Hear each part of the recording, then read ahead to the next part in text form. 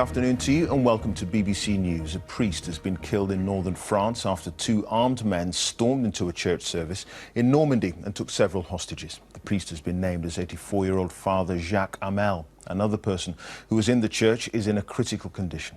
President François Hollande, who immediately travelled to the scene in Rouen, described it as a cowardly assassination. He said the men had been claiming allegiance to Islamic State.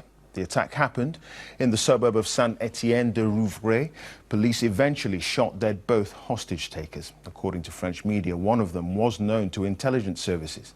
And the incident comes as France remains on high alert nearly 2 weeks after 84 people were killed in Nice. And we are hearing in the last few minutes, certainly on the Reuters news agency, that the police have arrested one person in connection with that attack on that church. One person, according to the Reuters news agency, has been arrested in connection with the attack. Let's get the latest now from Daniel Berger.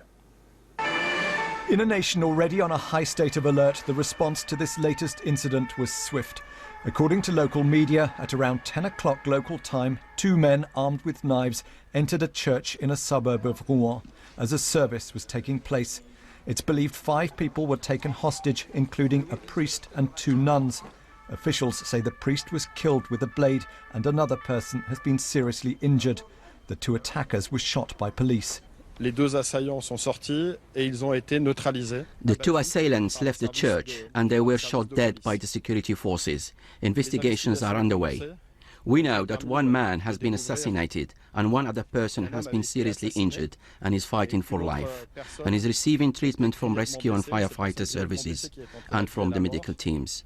Operations continue, but the hostage-taking situation is definitely over.